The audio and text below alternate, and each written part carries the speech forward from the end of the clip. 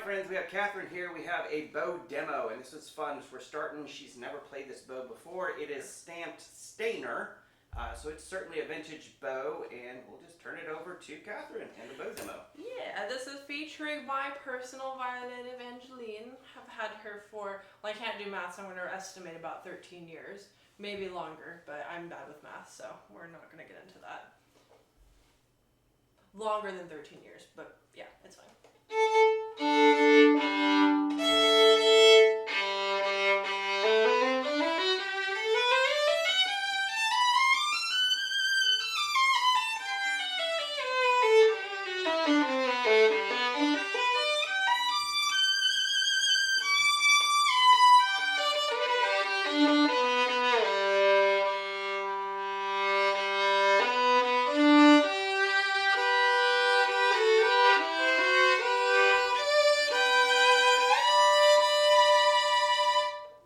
So far, it feels pretty easy to play. It's not too terribly heavy. It has a lighter tip, which means that you have to pronate to make sure that you're engaging enough weight in the tip. Overall, it's a pretty light bow though, which is nice. I like this little detail right here. I think that's a cool little thing. So far, so good. It feels very smooth. A little bit bouncy, but we have a couple of pieces to demonstrate some bounciness with.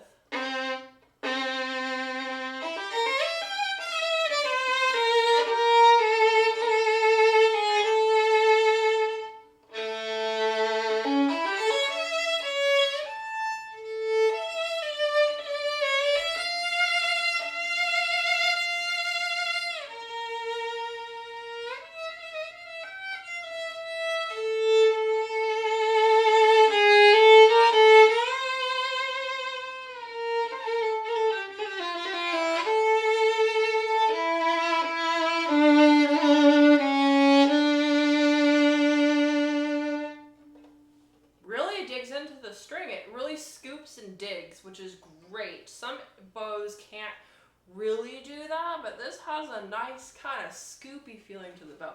I'm going to add a smidge more rosin to it. Excusez-moi. I believe it was freshly rehaired, and so there's just not a ton of rosin on it right now. I gave it like 30 swipes earlier, so I think it needs just a couple more. Anytime that you're getting a fresh rehair and you have fresh hair on your bow, just like shoes, just like strings, you have to break the bow hair in as well. So it just, it's a really good idea to, if you're interested in a bow and you like the feel of it, it's a very good idea to take the bow and really try it on your instrument and give it even a few days to just, really get used to the bow and allow the bow hair to break in. All right, let's see how bouncy this thing is.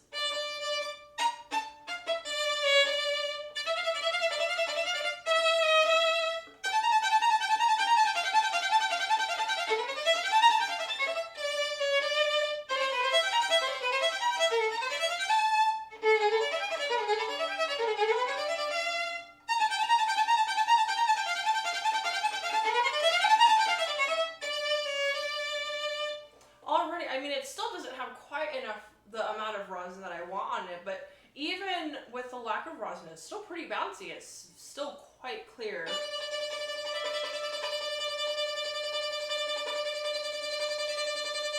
And it's important, and if you've been playing violin for a while, it's important to understand that each bow has a different bounce point than the other, because it just depends on the volume of the bow, where the weight is transferred. And so for my bow, my bounce point is right about here. This one's about an inch higher. So you have to really find all these bouncy points in order to determine how well it bounces. Because if you're trying to force it to bounce, 2 inches lower and it's not bouncing, it's not a bow problem.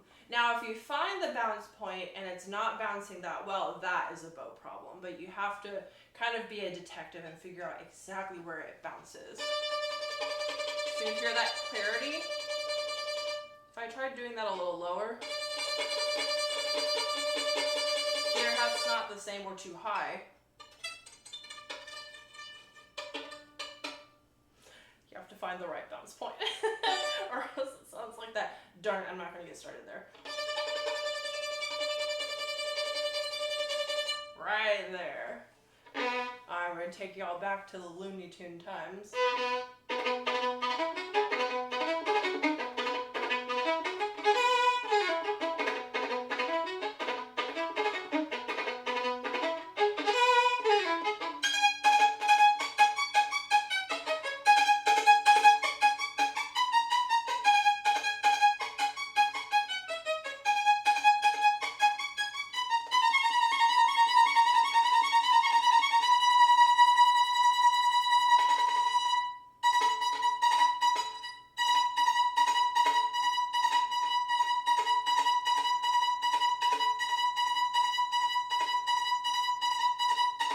So, the reason that was a little bit chaotic because I was doing a lot of experimentation.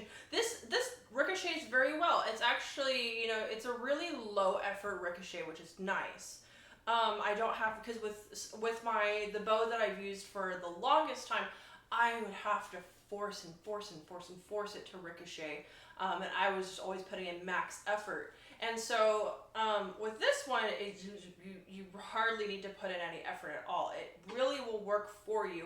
You just have to take some time to adjust to see how much effort you put into the bow in order for it to ricochet that you want.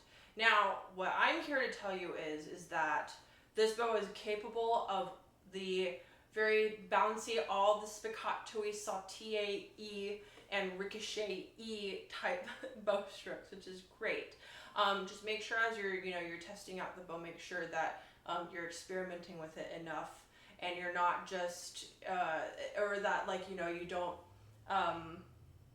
you don't create a judgment too soon when the experimentation will really help determine if the bow is the right fit for you.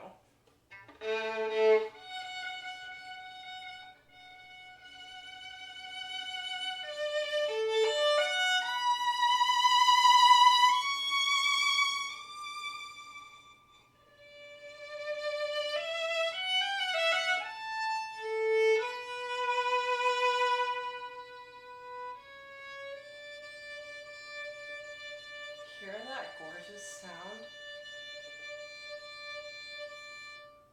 The bow can really whisper or really bring out a lot of sound, that's so awesome. Yeah, this is a great bow. It's my, that was just a raw one time, the first time of me ever touching this bow.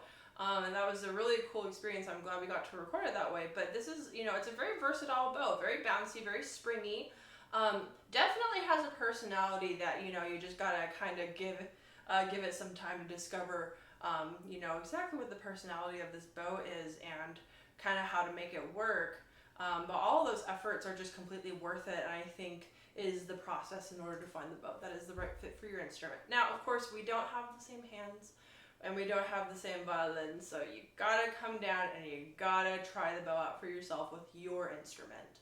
Awesome. I learned a lot. I've got nothing to weigh in because I'm learning about bows as well. So this one it's been refurbished, it's rehaired, it's ready to go. So if you like a lighter tipped, springy type bow and you like it stamped Stainer and you like it vintage, well, check it out.